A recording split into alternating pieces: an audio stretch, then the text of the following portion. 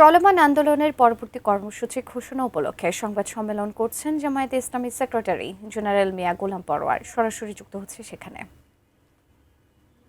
প্রত্যেকটি বিভাগীয় শহর এবং গুরুত্বপূর্ণ জেলা সদরে 18 থেকে আগামী 2রা মে পর্যন্ত 18 এপ্রিল থেকে লিফলেট বিতরণ এবং সেমিনারের আয়োজন চলবে জেলায় জেলায় এবং বিভাগে বিভাগে। এর পরবর্তী ধাপে এই কর্মসূচির পর আমরা শীর্ষ নেতৃবৃন্দের কাছ থেকে সিদ্ধান্ত পেয়েছি যে বাংলাদেশের প্রত্যেকটি বিভাগীয় শহরে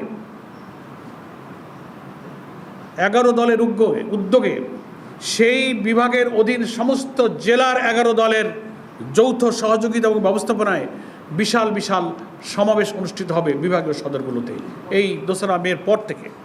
সেই শিডিউলটা আমাদের লিয়াজো কমিটি অবিলম্বেই বসবেন এবং তার সুনির্দিষ্ট তারিখগুলো ওনারা ঘোষণা করবেন। 12টি সিটি কর্পোরেশন এবং বিভাগীয় সদর মিলে এই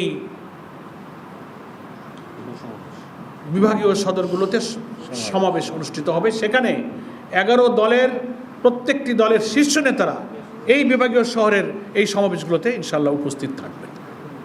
এটা হচ্ছে 2রা মের পর থেকে আমাদের লিয়াজো কমিটি একটা শিডিউল তৈরি করবেন।